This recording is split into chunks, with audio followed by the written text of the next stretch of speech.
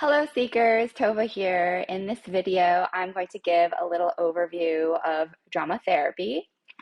As I mentioned in my first video, I graduated from a master's level drama therapy program, and people will often ask me what drama therapy is when they hear that I went to school for drama therapy. And I laugh a little to myself because I think that the answer to that question is fairly complex. I mean, I went through a 2.5 year program to learn what drama therapy is. And also, just practically, there really isn't one way to do drama therapy. But to start off, as far as answering that question, NADTA, which is the North American Drama Therapy Association, answers the question as follows. This is directly from the NADTA website. They write that drama therapy is the intentional use of drama and or theater processes to achieve therapeutic goals. Drama therapy is an embodied practice that is active and experiential. This approach can provide the context for participants to tell their stories, set goals and solve problems, express feelings, or achieve catharsis. Through drama, the depth and breadth of inner experience can be actively explored and interpersonal relationship skills can be enhanced. End quote. So that's a pretty good definition. I sometimes will point people to the NADTA website when they ask me what drama therapy is, because I think NADTA answers it pretty well. And I would also add, or maybe rather clarify, a few things, at least to kind of further refine how I think of and use dramatic and improvisational processes in a self-growth context. So I actually come from a really pretty strong background in improv. That's kind of what propelled me down the road to drama therapy. So first point is that being active does not have to entail getting up and moving around, although it certainly can.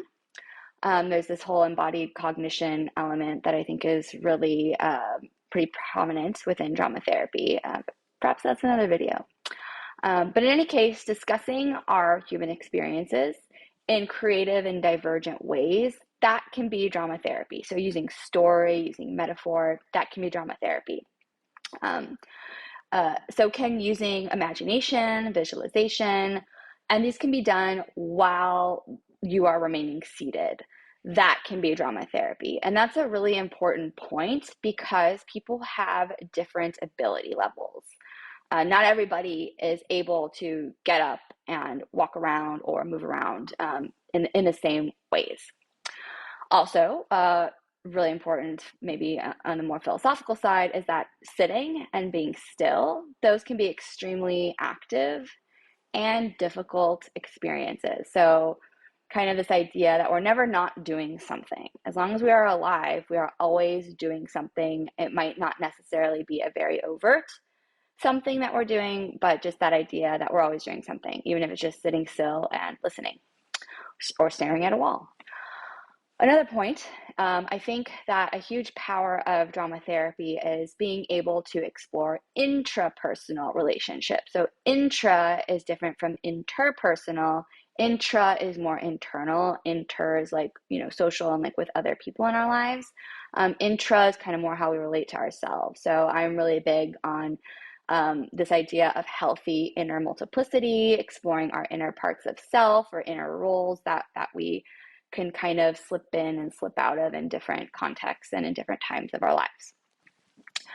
Another important point is that it's not just feelings that are expressed, right? So wants, needs, thoughts, many inner experiences can be concretized in drama therapy processes. So concretize, what does that mean?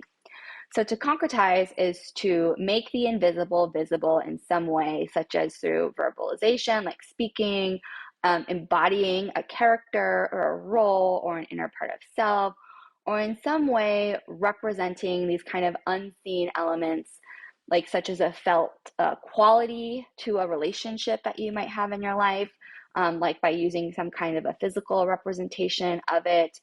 Scarves are one way to do that in drama therapy in a more active way. Social atoms, which are a tool from psychodrama, can just be done. They can be done in an embodied way. They can be done on pencil and paper. Those are just some examples of ways to concretize inner experience. Side note, if you want me to go into more detail on something I mentioned, like concretization or social atoms, or talk a little bit more about psychodrama and what that is, just let me know in the comments and I might do a video on it. And then a final point that I want to make is that within the drama and or theater processes that Netta mentions, I really want to include improv specifically. Like I said, I've been doing improv for a while. Improv has a huge potential to facilitate self-growth, communication, embodiment, creativity, divergent thinking, and so much more. In fact, I might probably do a video just on improv in a self-growth context. So those are just some of my thoughts on drama therapy, going off the really strong definition from Netta.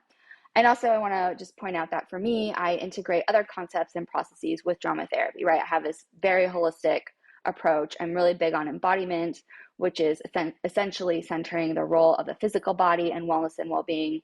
And that can be done in different ways, right? Thinking about sleep, thinking about how we're nourishing ourselves, thinking about how we're moving and bringing movement into our lives.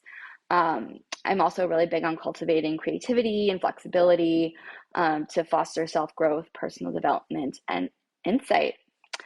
My storycraft and card play processes are rooted in drama therapy. I have workshops for those. Those are described in more detail on my website. I will link below.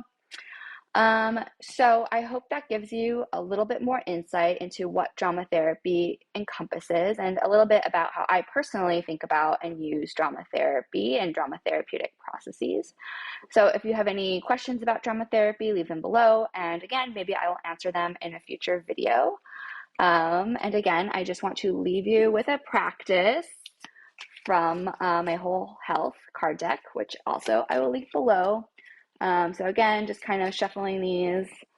And the card on the top is this one. This is what oops, it all just fell. This is what it looks like. And this is the back. Do what needs to be done.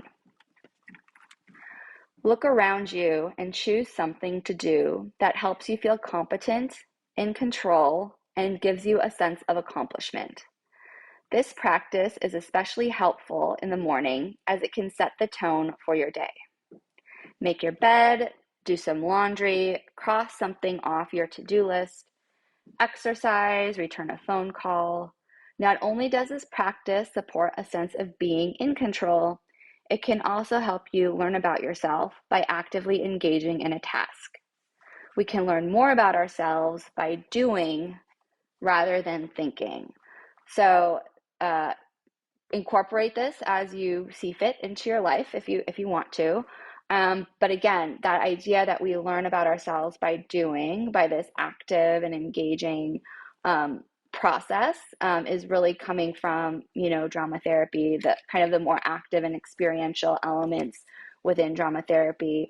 Sitting and talking about things is helpful in many ways, but so is actually taking action and doing something can be a really powerful way to learn more about ourselves. So thank you for watching. If you made it this far, put a unicorn emoji in the comments and I will see you next time. Bye.